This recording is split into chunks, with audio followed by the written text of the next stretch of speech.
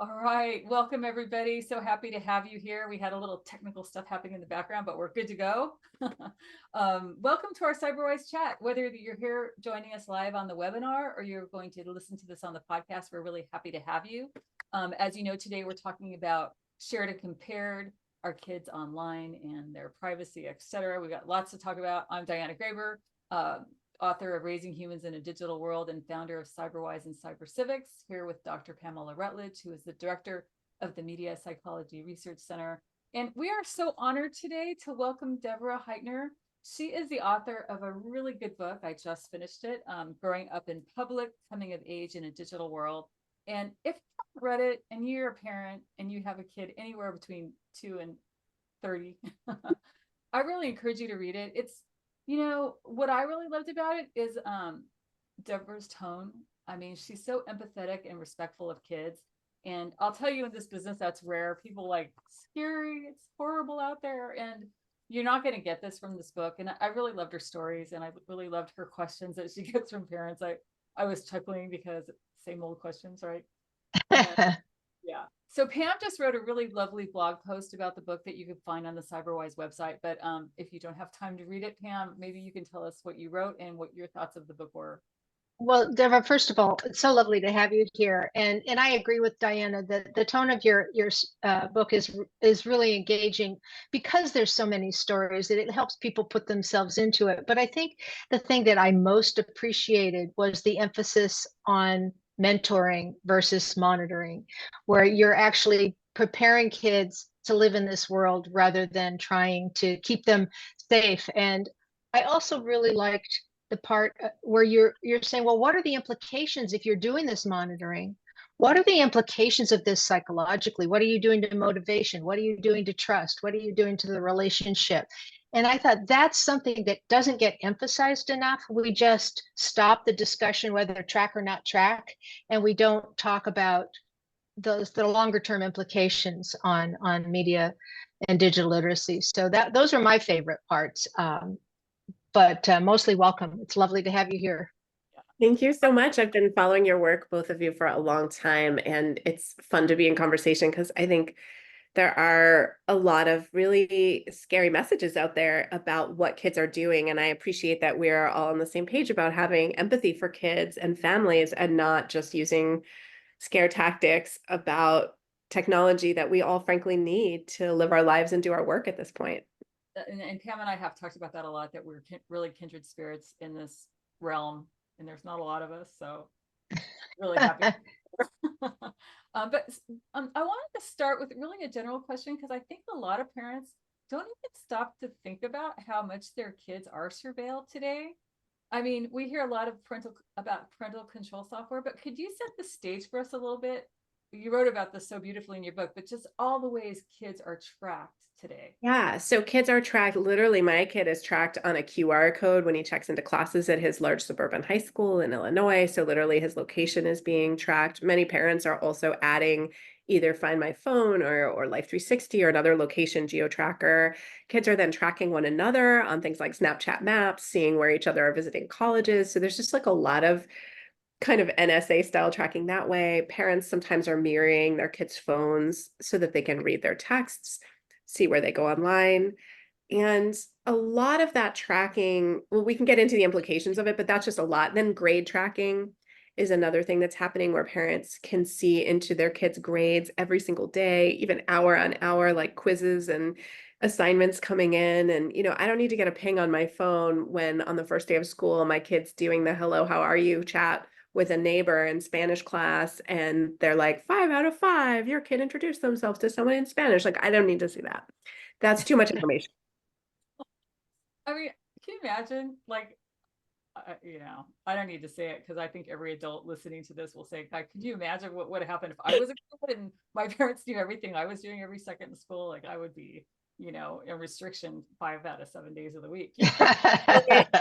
It definitely lowers the trust between parents and kids, and it doesn't give kids a chance to try things and fail. Frankly, like, what happens if I don't go to X or Y, right? Like, at some point you want your kid to have that experience and see how it goes and navigate the consequences themselves. So if you're always getting in front of that as a parent, it's too much information, but it also really undermines parent-teen and parent-tween relationships because it turns parents into these nagging machines. And I see it in myself, like I have limited use of these apps, but the school leans so heavily into trying to get us to use them. And then when I do use them, it almost always leads to, a disagreement or a fight or more nagging than is healthy in the relationship. And I have to recognize, like, even if my kid does miss something, experiencing missing that, our friend Jess Leahy would say the gift of failure, right? Like we need our kids to have that experience. They don't need us to be their, executive function full time and be their secretaries full time. And Yeah, Pam, I think that's, oh, go ahead. I was just going to say that it, as you say, it elevates every mark in these sort of grade report things into something important rather than the quizzes that are how effective is the information, or the sort of ups and downs of all of that, so that it's each one, it becomes this bigger grade. It has to be very stressful for kids. It is, it's too much information. Kids are checking their GPA too often. My kid was quoting his GPA to the decimal point. I don't think I ever knew my GPA to the decimal point. And I think, or things like class rank in some schools, and it's just not healthy, and it takes away the focus on learning in school. There's already, I mean, I'm not even a fan of grades, so I'm like all the way over here with like intrinsic. But even if you're a fan of grades, but you want to like use a rubric or something, when you go to that numerical focus, it really takes kids out of themselves and puts them in this kind of, it puts their relationship with their teacher into a very transactional place. It's just not healthy for learning, even if you believe that grades are a great indicator of learning, which, again, I'm not necessarily personally a believer, but even if you believe that, having that feedback in a way, like if you're sitting in AP history getting your grade from calculus, that's distracting. That's too much, right? Even if you think that AP calculus grade is a useful piece of information, it's better to get that when you're in calculus or when you're home and can think about it, but not when you're at a party on a Saturday night or in another class. It's distracting. And I want to zone in a little bit on, I know you probably get asked this a million times, as do we, but parental control software. I almost start hating that term because I hear it too much and I don't know. But I love that you talk about monitoring in fear. And I think a lot of parents feel like they have to monitor their kids on social and everything else. And maybe you can talk a minute about your feelings about that.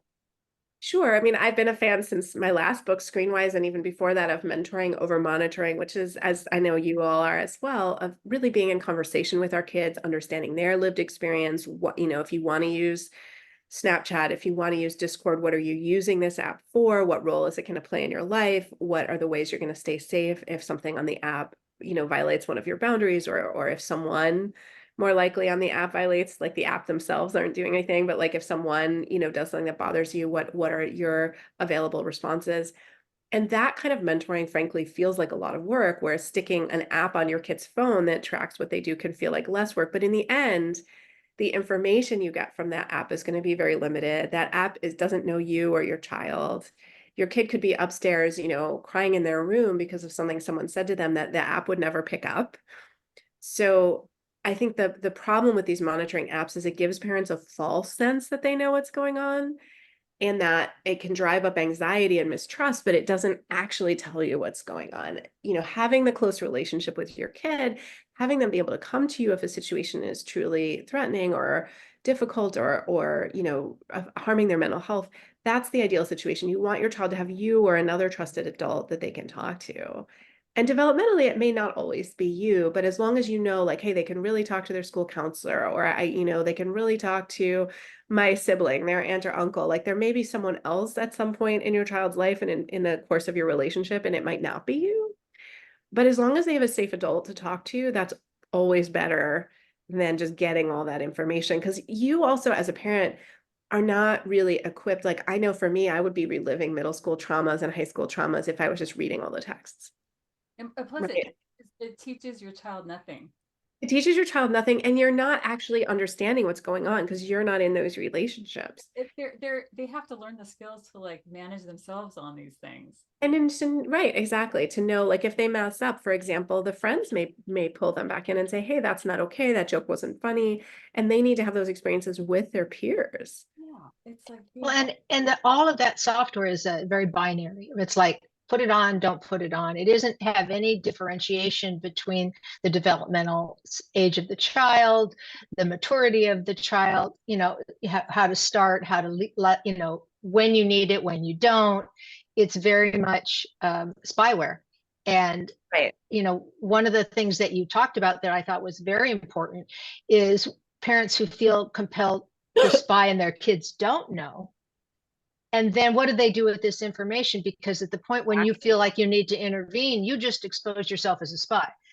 Right, you've painted yourself into a corner. So that's why I would say if you are doing some monitoring, and I will say as the age goes down and down and down of a first phone, and it is a powerful communication device. And when I see kids are getting a watch in second grade, for example, and when I say mentoring over monitoring, I'm not saying get your second grader a watch, get your fourth grader a smartphone, and then like come back in 3 years and see how it went. That's not mentoring, right? We would never put our kids in the pool without some swimming lessons. I think it's so important that we are guiding that access when you should be maybe taking that device at night. Maybe they have limited access to it. Maybe they can't just get whatever apps they want or feel like. So I'm not suggesting that mentoring over monitoring means we don't ever look with them, for example, even at their device. And especially when we're talking about elementary schoolers getting devices, it may make sense to sit down and look at it with them. But that's a kind of a collaborative mentoring. And yes, there's a monitoring aspect of it, but you're doing it with your kid. And you're also having a plan, as Pam brought up, for backing off. Like you're like, okay, if I see you're in the fifth grade group text and we're looking at it together sometimes and I see that it's going well, maybe then I'll say I don't need to look at it. I still might say you can only do it for a little while after school. I don't want you doing it instead of sleeping or homework, right? I don't want it taking over your life, but I want you to come to me if these kinds of things happen and really go through with kids. What are some scenarios where you would expect them to bring that to you or another adult? Because they do need to know, hey, these are some red letter situations. And again, especially in elementary school where so many kids are now getting access that young, I certainly don't think we want to just be pure trial and error on everything. I do think, you know, middle school and high school is a little bit different. So the level of privacy kids need as adolescents is different. I don't think a 9-year-old needs as much personal privacy as a 13 or a 15-year-old just developmentally. I still think they should be able to have their own chats with their friends. But if they're, say, on Roblox in the living room and you overhear something and your kid's in fourth grade, like by all means, you can like give them some feedback, I believe, and just say, hey, like, how did that go? Like, I heard your friends and you were all kind of calling each other losers and everyone was upset at the end. Like, what could go differently next time? You know, whereas like maybe in 10th grade, you would just sort of like sit back and like see how it went down. I think in the elementary school years, and especially with all that our kids have missed, like my kid didn't go to 6th grade, right? Because of the pandemic, like there's things that kids may have missed. So I do think we can intervene. I really like the sort of casual intervention of like, I'm just overhearing this and how's it going, as opposed to the covert spying. And then again, as kids get older, they may need more privacy. By the time your kid is dating, for example, you should not be reading those texts. That is not for your eyes. And plus the key is with those older kids, they're going to go under, you know, they know they're being They smart. will absolutely go underground. And so that's where I think parents who really lean into waiting on social media, I think there's some price for that. Now, I am again not saying every kid in the single digits or at age 11, you know, should have a zillion social apps, but I do think if your kid has reached 13, 14, and they don't have access to any social apps and they really want access to at least one social app, I would rather lean into mentoring them on one app, letting them learn to use it in a safe way, in a guided way, as opposed to risking that they go underground and create an account or 2 or 3 that you don't know about. That would be more concerning. And so that's the tricky thing. And I know we may have different feelings about what age that should be, but it really is partly dependent, honestly, on the peer group. And not that we as parents want to just do what other parents have decided, but truly, if all of your kids' friends are DMing on Instagram or if they're all on Discord, you are setting your kid up to want to go around you if they cannot communicate with those friends at all to make plans or to play games. And so I would say we want to lean into maybe allowing some access, but maybe it's not in the bedroom, maybe it's not, you know, on a device they carry around with them. It's something to really think about. And I think it's also important to look at your own child's strengths and challenges where they are developmentally and socially and kind of think about what are some of the pitfalls of this app for this kid right now? What are some of the advantages of being connected? And really look at your own child and not just look at, oh, I saw a scary headline once about Roblox, so I'm going to say never Roblox ever. You know, I think we have to kind of be in the complexity. Every single one of these apps, you can have a yucky experience. 100%. Pinterest, you can have a yucky experience. You can see porn on Pinterest. Like there is no app including Facebook Messenger for kids, including YouTube for kids, that I'm going to say it's 100% guaranteed good experience. Right. So true. Well, and or the middle school hall. I mean, I think parents forget that that this is just a continuum of the drama that happens as kids grow up, and they're saying mean things to each other or not. That's happening at school. So it's by suppressing social media, you're not saving your kid from social drama. 100%. Exactly. 100%. Exactly. Okay, so in looking at the time, I do want to talk about a really important topic that you address in your book so beautifully, and it's parenting, and that's something that comes up a lot for those of you who don't know what it is. So many parents, relatives, etc., are so excited to share pictures and posts about their kids from the time they're very, very young. What do you kind of set the stage here? What are your feelings about that? I mean, I have a lot of empathy for the isolation parents have been through, and especially in these last few years, but just in general, being a parent can be isolating. I understand why people want to share. And, I'm exactly, I would say, in the generation of parents who, Facebook came out when my kid was a baby. Of course, I wanted to share him. We did share him as a baby and toddler a little bit there. And then as I started to think about the privacy implications, as I started to talk to more people, as I watched people make their kids into influencers on YouTube, I became more cautious and recognized that kids should have more autonomy about their digital footprint, about what's shared about them, and that it's an incredible opportunity. If we ask our kids before we share about them, we're giving them the opportunity to think about consent, to think about their public presence. We're having a really important conversation as a family. And very importantly, we're making them feel safe at home and in their relationship with us. They don't feel like they have to avoid us, that we're paparazzi, that we're going to embarrass them. Many things parents innocuously share about their children are embarrassing to kids, either at the time or later. They can become fuel for those classmates who might not be the nicest at all times. And we don't want to give, other kids information about our kid that we don't think about in that way, right? But like say your kid is home snuggling with their stuffed animals in 4th grade or 5th grade, and that's great. I mean, I like a good stuffed animal cuddle too, right? There's nothing wrong with that. But in 4th grade, that might really interfere with your kids' 4th grade street cred. So maybe that's not the image they want out there. And they should be safe at home to be who they are and snuggle with whomever. And I think that's what's so important, is if we share that, we're violating that sanctity of home where they feel safe being their sweet inner selves. And we don't want to be doing that, because they might actually start to repress themselves. And as parents, it's the last thing we want, right? Is our kids to stop doing something like singing to themselves or snuggling with stuffed animals. I'm so glad that you addressed that in your book, because I tell you, that's something that hurts my heart, because when I'm with 6th graders and we're doing our unit on digital reputation and cyber civics, inevitably what comes up is the kids are like, oh, my mom posted this and this is on this thing, and will you talk to my mom and tell her not to do this? I'm like, that's your job.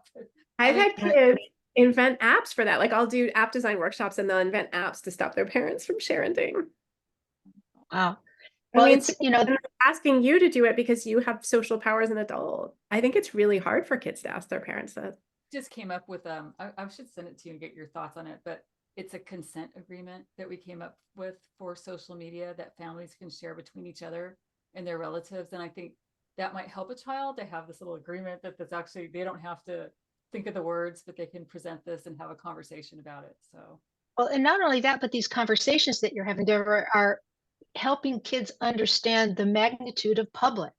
In other words, it's very difficult to conceptualize what it means to be public as it is on the internet.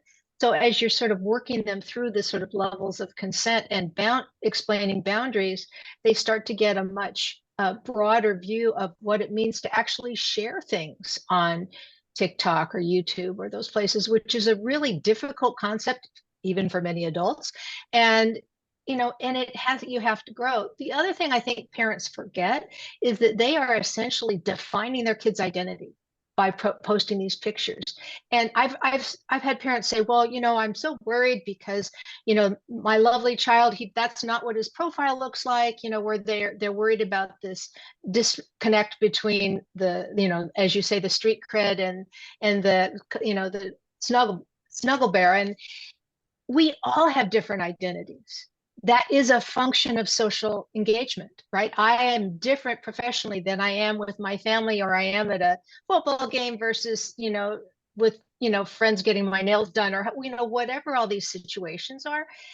And so the idea that you can't have different aspects of your identity, that parents worry about that, I think is something that they need to think about in the sort of more subjective way that we experience it, the sort of pre-media uh, identity complexity.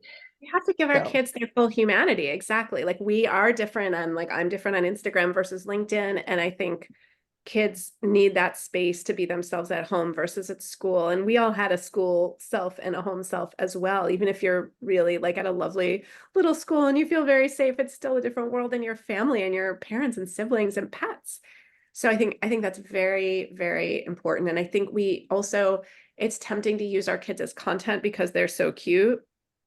Um, and I think it's just so important to recognize that as much as we get all this love, there's other ways to also share about our kids. And when we need support about our kids, when our kids are struggling, that's also a place to maybe not go to social media because it's so public.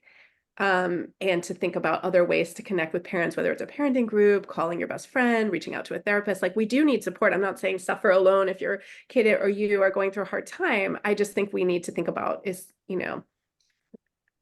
this a safe way to do it? Would my kid want me to put their school anxiety or their bedwetting or their social challenges out there in public? And I think the answer is heck no, they would not. And that kind of well, goes to everything that I really liked about the book, is that you are so respectful of kid culture. And, part of that is that they do have their own culture and they have their own sense of humor and their own language online that we will never understand. I mean, think about when we were young, we had the same thing with our peers. It just wasn't on an online platform. And I think the fact that you respect that and remind parents that they're not going to understand everything that they see in a game, or in a text chat, is really, really powerful. So I really liked your comments on that. okay. So one of my burning questions, Deborah, is you start your book by saying, when you get a call from a principal, it usually means something bad has happened. What do you say to them when something bad has happened? Well, first of all, I mean, I'm glad they reached out. Obviously, there's not that much we can do immediately. I mean, there are many things we can do to make the situation better, but once something has happened, it's not like we need to immediately sort of like people often want to go into like, well, then we should ban this app or something like that. And that's usually not a strong solution. It's more like, how can we over the next few months and years build a culture where ideally students will be more supportive of one another if there's something and those kinds of things. So I do think it's really crucial to have those conversations and kind of think about building the culture and not just be in a reactive responsive mode, and especially not be in such a punitive mode with kids who mess up, but more in a learning mode and kind of noticing, like if a kid messes up, say they share something really horrific or problematic that's harmful to the community. And I'm not saying that kid is, consequence free, no big deal, they're just a kid. If we do harm, we have to deal with the consequences and make repairs. But ideally, we're also addressing the harm in the community. And sometimes we get so focused on the perpetrator and we forget that there may be 5 or 10 other kids that did the same thing and just didn't get caught, that we're not thinking about, wait, how did this kind of percolate in our community? What can we do in a bigger way to support kids? And if there was a community that was targeted or an individual that was targeted, how can we support those people or that group or that individual? So there's just a holistic conversation that needs to happen when things like that happen in a school community, which happens a lot. So you're just talking them off the ledge and trying to get them away from the lizard brain and into the rational side where they're doing some forward planning and have some empathy for the situation. I think that's brilliant. Yeah. Yeah. You had a great question too, Pam. I'm kind of going through our notes because we zipped past a lot of really good questions, but we deal so much with fear. Like, how do you get parents past the fear to the point where they can start understanding the benefits of what kids are doing online? That is such a great question. I mean, I'm really excited about learning about what young people are doing. Having your kids show you maybe some of the games or apps or channels that they really love and what they're learning from those. When I ask a group of kids, what have you learned from YouTube? And again, like, YouTube is a lot to deal with as a parent. TikTok is a lot to deal with. There's a lot of content we don't love out there. But when I ask kids what they've learned, they're like, repair drywall, make homemade pasta, make pie, like they're learning stuff.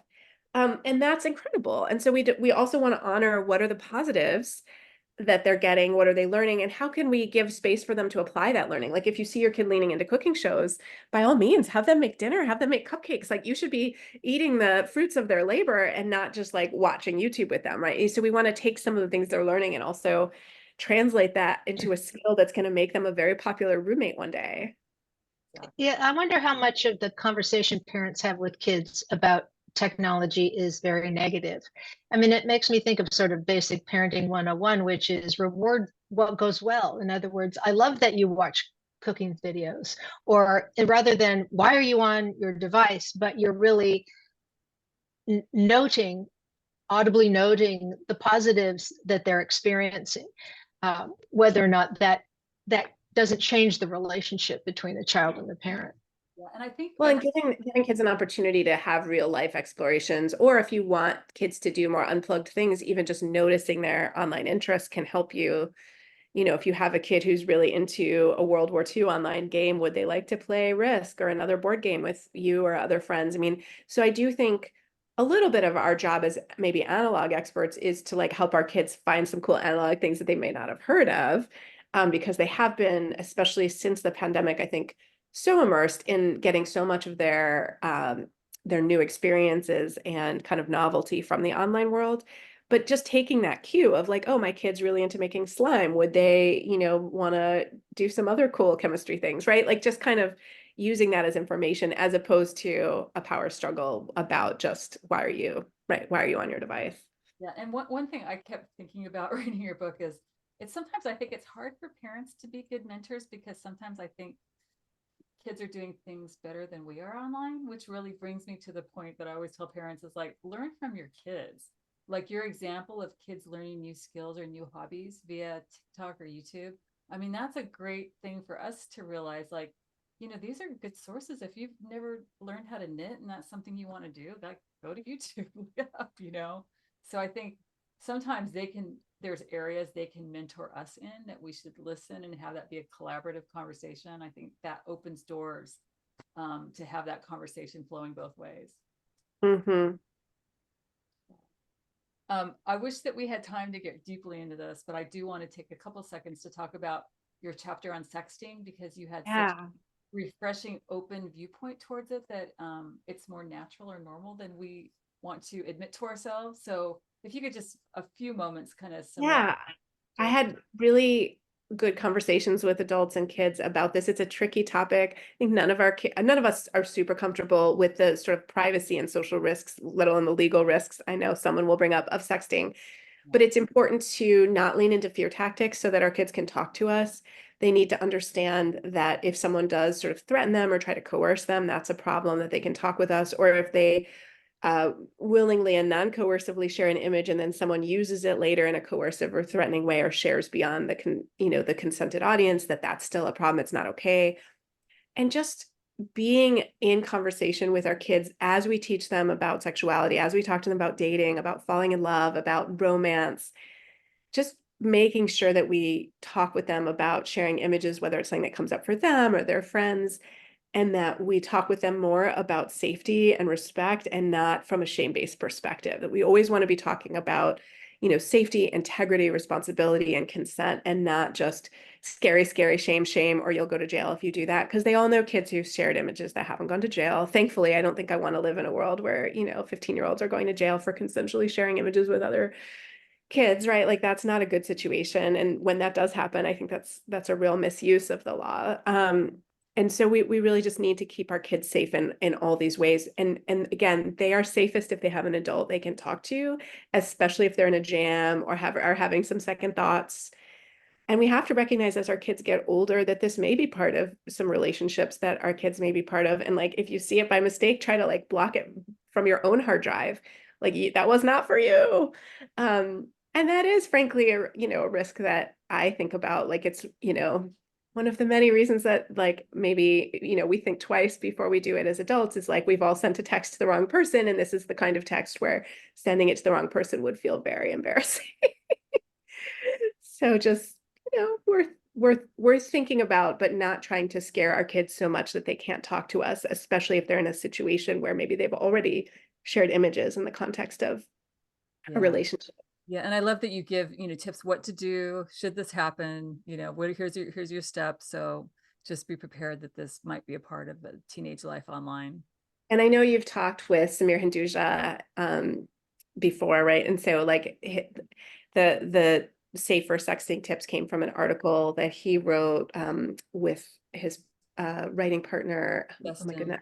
Thank you, Justin Patchen. And like that was really brave of them to put that out there, because I think as adults, anything that seems like it's even condoning anything sexual with kids Right. just feels like we're not allowed to say it.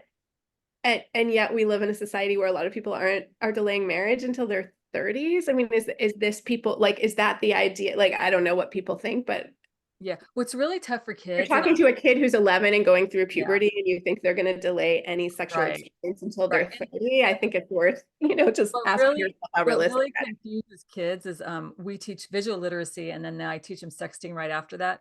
And so they have seen, and they see this all the time. There are so many sexually explicit images all over the internet, And on billboards that you drive by on the highway. I mean, just were they to send that between each other, it's like you throw the book at them. So that's such a disconnect in their brains, like for them to understand why or how is huge. And real quick, before we leave this topic, I just wanted to put out there for those of you who don't know what we're talking about, the Cyberbullying Research Center is such a great resource on cyberbullying and also sexting. And they did put out some great information on safe sexting that if you do have teenagers, I really encourage you to check out their site. Yeah, I interviewed them for Growing Up in Public. I was so glad that I got to talk with them again about this They're topic. And I great. also really appreciate Elizabeth Englander's research. There's a lot of great scholarship that is in that chapter, and partly because you really do need this sort of anonymous studies to go into some of kids' experience. And I just want to mention quickly that I also talked a little bit about the differences between queer kids and trans kids and just kids in the LGBTQ plus spectrum versus maybe cis and straight identified kids on this topic. And that's worth leaning into. Whether or not you know how your kid identifies at this point, just worth kind of understanding some of the differences and some of the different pressures on different kids depending on their identity in this space. That was really a good part of what I really enjoyed about the book too, is that you looked at all different kinds of kids, and I think that's really important. Before we go into our takeaways, I did have a question because I was curious myself. You wrote a previous book that was also excellent, Screenwise. Between writing Screenwise and this book, what has changed the most for you out there with kids and technology? I mean, the pandemic was a huge accelerant to a lot of trends that were already going on. And I do have a new edition of Screenwise as well. That's like sort of the post-pandemic Screenwise. And I would say if you're a parent listening to this, like Screenwise is the younger book. Like it's more about received screen time and what, thinking about understanding that in a qualitative way. And Growing Up in Public is more about what kids are putting out there about themselves, what we're putting out there about them, more of the interactive social media book. I mean, there's some overlap, but in terms of the ages, you could read either one. But, if I had like a 6-year-old, I might read Screenwise first. If you have a 9 or 10 and up, I might go right to Growing Up in Public. Anyway, I think the pandemic is a huge difference. I think at this point, ed tech is almost universal. I know maybe at a few schools that's not the case, but I think in almost all schools it's universal. Whereas when I first wrote Screenwise, it was like some schools might have, your kid with a Chromebook. Like now that's pretty universal. So it's worth thinking about making sure kids are getting some of those skills at home. And finally, I think the first generation of kids to grow up with some social media, or at least the early days of like online networking of various kinds, are coming of age and now raising their own kids. And so that's been really interesting to see. Like, your MySpace kids are now having kids. Yeah, it's so funny. MySpace always makes me laugh because when I do this lesson where I ask kids like, let's talk about old media and new media. And when I think of old media, I think of newspapers and radio, and kids think of MySpace or Facebook. Facebook. Originally, Growing Up in Public, my publisher wanted to make the book Facebook Blue, and I was like, yeah. Don't do it. They'll be like, no. Anyway, so gosh, that no kids are using. Yeah, we could actually talk for another hour, but we try to keep these things short so it's really easy for parents to listen to. But I know, Pam, we always end with our takeaways. Like there's so many for today, but what are your top takeaways from our conversation? Well, I think the one that we keep emphasizing that I think is critically important is talk early, talk often. that you really want to build a relationship, because as Deborah, as you so beautifully described, you really want kids to be able to come to you when they have questions or when they have problems. And that really, if you're doing that, you in fact are mentoring, and you don't need to monitor if you're having that conversation. So that was sort of two takeaways in one. I love that. Yeah. And then did you have takeaways for your own? Like when you finish the book, like what would you like parents to take away from it? I really want parents to take away that kids are changing the norms around disclosure and what we share about ourselves. And as much as it can be uncomfortable for us to see kids sharing about their mental health, neurodiversity, survivorship, identity, gender and sexuality identities, they are changing the culture by doing this, and they're on the kind of leading edge. And I totally empathize with parents who are nervous about this. I interviewed one parent for the book who said, I get reducing stigma, but does it have to be my kid on the front lines? And I hear that, but I just want us to understand that our kids are coming of age with a whole generation that is doing this and sharing about themselves. So when we say they'll never get a job if they come out in high school, well, they will, because the world will be different. And maybe their manager also came out in high school or has 6 friends who came out in high school, right? It's like a different world. Yeah. And I'm going to say it's a better one in that way, right? Like, I don't think the world is universally getting better. There's some challenges that our kids have every right to be like asking us, like, how did we let this happen? But that's one thing that the kids are doing that I think is really leading a positive social change. And if we can support them and understand that, and let our own anxiety about stigmas, kind of reduce a little bit in witnessing that, and I think that can make the world a better place. That is so beautifully said. I sort of don't even want to give my takeaways because that I would like to end on, but I will just underscore what you said that I love so much, is that they are changing the culture in ways that we can't even imagine, to give them grace as they do that and try to be understanding that they are living in a really different world, and maybe remember that there's really positive things happen online. It's not all scary and horrible. So try to lean into the positive and help them develop the skills they need to make more of the positive happen. So your book does that in a very beautiful way. So thank you for joining us today. We really appreciate it. If you missed today, we will put it out there on the podcast, also on the webinar. And our next talk is in about a month. We are going to be talking about preparing neurodivergent children for a digital world. Deborah, you probably are well aware of that topic. It's so important today. That's is that Meryl Alper? Or... We're actually talking to Sony Albright, who's on our staff, who's getting some special training in this area, has a neurodivergent child of her own that she's helping through a digital world. So we're really excited to tackle that topic next time. That's going to be really cool. I do recommend Meryl's book as well if you have a chance to read it. It's so really, really good. Yes. And if I can just say, there's a free discussion guide to my book on my website at devorahheitner.com, because I do think for any book, including your books, including other books out there on this topic, if you can talk with other parents, I just think it's a great way to dive into these conversations, whether it's through your school or your local library. So I would say, what? I'm glad talk more about growing up in public. Come check out my website. Don't you think it helps? Don't you think it helps the kids so much when the parents are on the same page? It's like it makes their world 100 times easier, because you don't have, 10 kids on Snapchat and 10 kids not on Snapchat, whatever it is that they agree on. And you can reduce your kind of anxiety. I think other parents are a huge help in this realm. Exactly. And so I just do want to end with, can you please tell parents where to find your book? So you can get the book in all the places you can order books online, as well as at your local independent bookstore, as well as at your local public library. And if your independent bookstore or public library doesn't have it yet, you can let them know and they can get it really easily, because it's Penguin Random House. So, and come to my website to get the free discussion guide at devorahheitner.com. And then I'm also on Substack, where I do a newsletter, and that's free. And I'm on Instagram, LinkedIn, all the places with these lovely people where we chat about all the things. Great.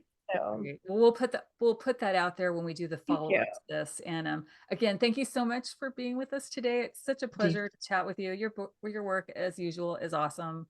And likewise, it's such a really honor to be with you all, and thank you for all the work that you do. And likewise to you. Take care. Have a great night. Get well. Get well. Yeah, get well. Thank you. All right, everyone. Thanks so much for joining us. See you next time.